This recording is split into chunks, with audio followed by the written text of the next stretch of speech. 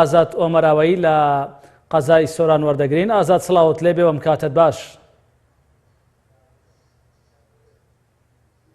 بەڵێ ماوەستازانە سڵاو لە تۆ و لە بینەرانی بەڕێزیش بێتن. بەڵێ کاک ئازاد بۆ پێیکە ناوچەی سۆران ناوچەیەکی شاخاویە، کەشوهەوای ئێستای قەزای سۆران و دەوروبەری چۆنەوە؟ بارانی بەخوڕ هیچ زیانی لە هاوڵاتیان داوە یاخود نا؟ ماوەستازانە دیارە لە 24 کاتژمێری ڕابردوو لە سنووری ئیدارەی سۆران دیارە بەهۆی ئەو بارانە بەخوڕیکەوە لە شەوی ڕابردوو ڕووی لە هەرێمی کوردستان کردووە، ناوچەی سۆرانیشی بەگشتی گرتوتەوە. بارانی بەخوڕ لەم دەبەرەش باریوە، بەڵام خۆشبەختانە ئەم بارانە بەخوڕە هیچ زیانێکی گیانی و مادی بەدواوە نەهاتوە. دیارە بەرگری شارستانی سۆران ڕایگەیاندووە لەم ناوچەیە لاپاو هیچ زیانی نەبووە لە سۆران، سەرڕای ئەوەی کەوا شەپۆڵێکی بارینی بەخوڕ ڕووی لە سنووری ئیدارە کردووە، بەڵام خۆشبەختانە کە هیچ زیانی گیانی و مادی بەدواوە نەبووە. دیارە هاتوچۆی سۆران بۆ سەلامەتی گیانی شۆفێران ڕاگەیەندراوێکی لە سنووری ئیدارەی سۆران ڕاگەیاندووە.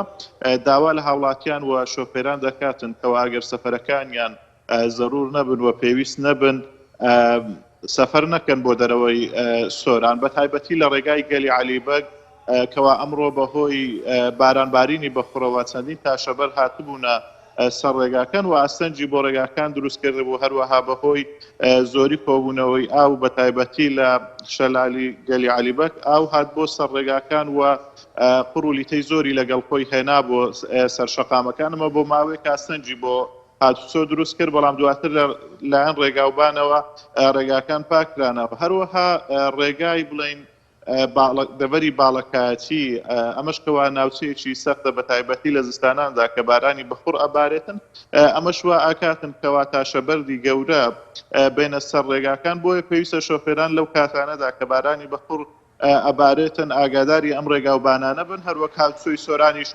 ئاماژەی پێداوە و داوا لە شۆفێران دەکاتن بۆ سەلامەتی گیانی خۆیان لەم ڕۆژانەدا تاوەکو ئەم شەپۆلە بارانبارینە بەخوڕە کۆتایی پێدێتن، ئەگەر سەفەری زەروریان نەبێ بۆ دەرەوەی شاری سۆران هاتوچۆ نەکەن.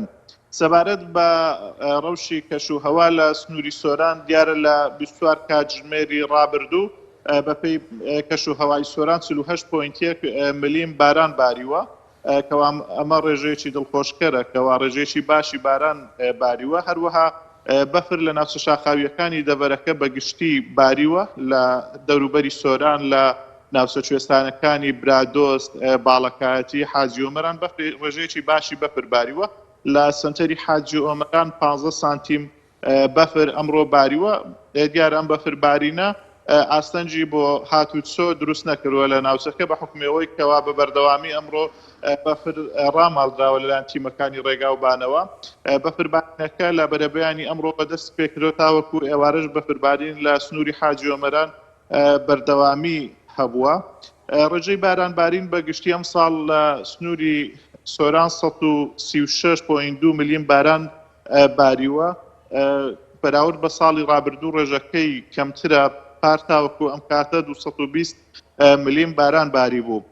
لە حاجی ئۆمەران وەک ئاماژەمان پێدا 15 سانتیم بەفر ئەمڕۆ باریوە. هەروەها لە قەزای چۆمان 50 ملیم باران باریوە، لە قەزای مێرگەسۆر 81 ملیم باران باریوە، هەروەها لە ڕواندز 51 ملیم باران باریوە. لە سنووری ئیدارەی سەربەخۆی سۆران دیارە بەگشتی لە قەزای مێرگەسۆر کەوا 81 ملیم باران باریوە. ڕێژەی بارانبارین لەم سنووری قەزای مێرگەسۆر لە قەزاکانی تر زیاتر باریوە. بەڵام زانیاریەکانی دەڤەری سۆران. بەڵێ زۆر سپاس بۆ هاوکاری پەیامنێرمان ئازاد ئۆمەراوەیی کە ڕاستەوخۆ لە قەزای سۆرانەوە لەگەڵمان بووی.